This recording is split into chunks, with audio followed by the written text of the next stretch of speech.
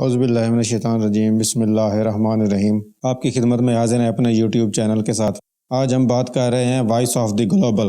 Voice of the global کیا ہے؟ ترکی، سعودی عرب اور انڈیا کیا اپنا رخ بدل رہے ہیں؟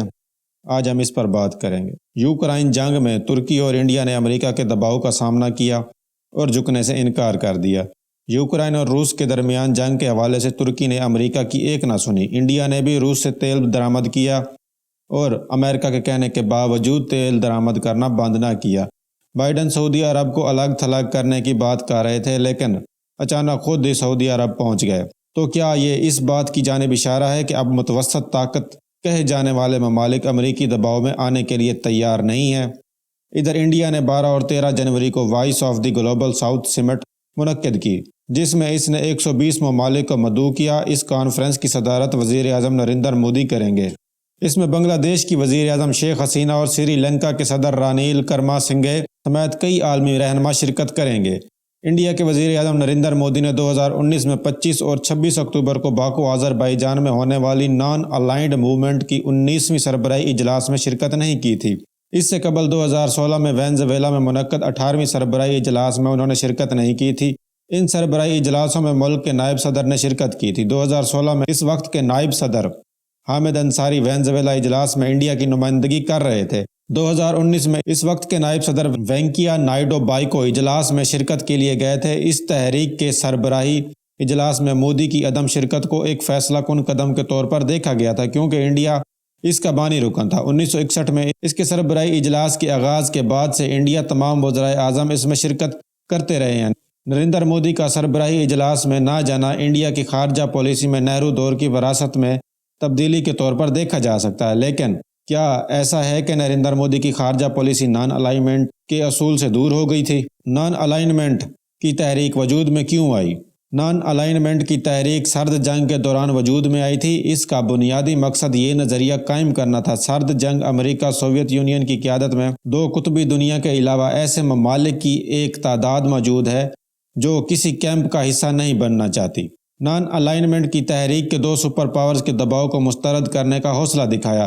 گزشتہ برس 24 فروری کو روسی صدر پیوتن نے یوکرائن کے ساتھ جنگ شروع کی تھی اور یہ جنگ اب تک جاری ہے۔ کہا جاتا ہے کہ سرد جنگ کے خاتمے کے بعد ایک بار پھر سپر پاورز کے درمیان محاذ رائی کا دورہ واپس آ گیا ہے۔ ایک بار پھر تیسری دنیا کے ممالک دباؤ میں ہیں، وہ یا تو روس کا ساتھ دیں یا یوکرائن کی مدد کرنے والے امریکی زیر صدارت مغربی بلاک کا حصہ بنیں۔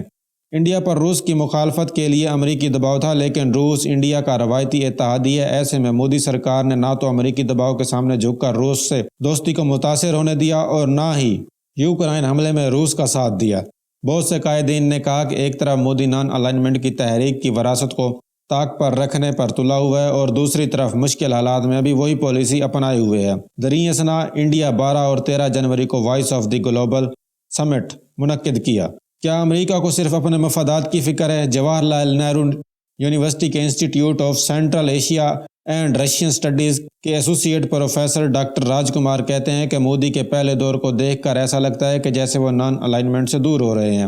اسے اس وقت مزید تقویت ملی جب مودی نے نان الائنمنٹ کی تحریک کے دو سربراہی اجلاسوں میں شرکت نہیں کی۔ امریکہ میں ہاؤڈی مودی اور ٹرمپ کے انڈیا آنے کے بعد یہ محسوس ہوا تھا کہ مودی کا جھکاؤ امریکہ کی جانب ہو گیا ہے۔ جب امریکہ نے 2021 میں افغانستان سے اپنی فوجیں نکالنے کا فیصلہ کیا تو انڈیا کو اس کی خبر نہیں تھی۔ امریکی فوجیوں کے انخلاء کے بعد طالبان 15 اگست 2021 کو افغانستان کی باغ دوڑ سنبھال لی تھی۔ تو یہ ایک چھوٹی سی خبر تھی voice of the global south کی، جس میں سعودی عرب، انڈیا اور ترکی مل کر ایک نیا رخ اختیار کر رہے ہیں۔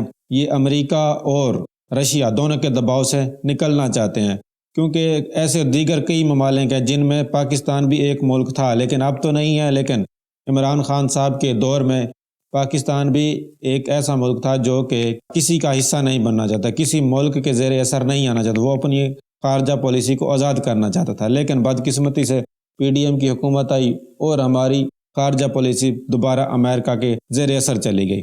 لیکن یہ 120 ممالک ہیں جو کہ اپنی خارجہ پالیسی کو آزاد کر کے کسی بھی ملک کے زیر اثر نہیں رہنا چاہتے۔ تو امید کرتے ہیں کہ پاکستان بھی ایک نہ ایک دن اپنی خارجہ پالیسی کو آزاد بنائے گا اور امریکہ کے زیر اثر سے نکلے گا اور تب ہی ہمارے ملک کا بھلا ہوگا، ورنہ دوسری صورت میں ہمارے ملک کا بھلا ہوتا نظر نہیں آ رہا۔